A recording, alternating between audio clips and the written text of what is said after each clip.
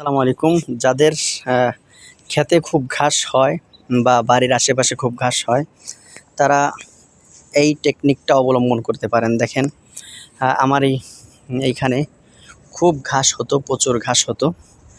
প্রতি মাসে লেবার নেওয়া লাগতো। যে লেবার নেওয়া লাগতো তাতে প্রায় ৩,০০০-৩৫০০ টাকার মতো চলে যাইতো। কিন্তু আমি এই টেকনিকটা অবলম্বন করার কারণে মাত্র কয়েকশো টাকার মাধ্যমে আমার এই দেখুন জায়গাটা কত সুন্দর পরিষ্কার হয়ে গেছে।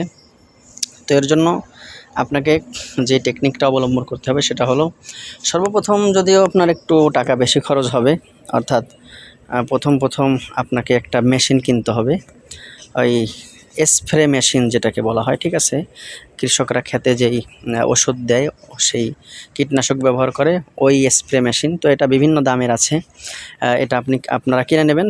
তারপরে হচ্ছে পচনশীল অর্থাৎ ঘাস মারা এক ধরনের ওষুধ পাওয়া যায় বাজারে, সেই ওষুধ আপনারা কিনে আনবেন। দেখেন, এই ওষুধটা মারার সাথে সাথে আপনার যত ধরনের ঘাস থাকুক একেবারে মরে সাফ হয়ে যাবে।